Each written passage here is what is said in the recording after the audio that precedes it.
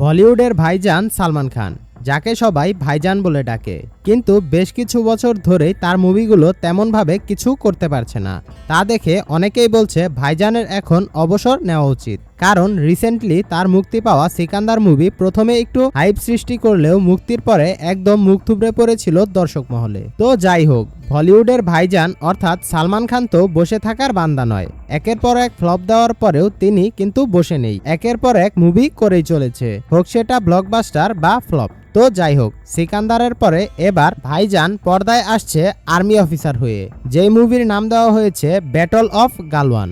Already এই মুভির officially announcement হয়ে গেছে। এই মুভির ফার্স্ট লুক পোস্টার রীতিমতো ঝড় তুলে দিয়েছে দর্শকদের মাঝে। অ্যাকশন অবতারের এই মুভিতে ডিরেকশন দিবেন বলিউডের গুণী পরিচালক অপূর্ব লাখিয়া, যিনি Hasina Parker, mission Istanbul, shoot আউটের মতো হিট মুভিগুলোতে ডিরেকশন দিয়েছেন। তবে এখনো পর্যন্ত জানা যায়নি এই মুভিতে লিড হিরোইন হিসাবে কে থাকবে। শুধুমাত্র সালমান খানের নামটাই জানা গেছে। তবে আশা করা যায় এই মুভি দিয়ে সালমান খান এবার দারুণ একটা কামব্যাক করবে বলিউডে।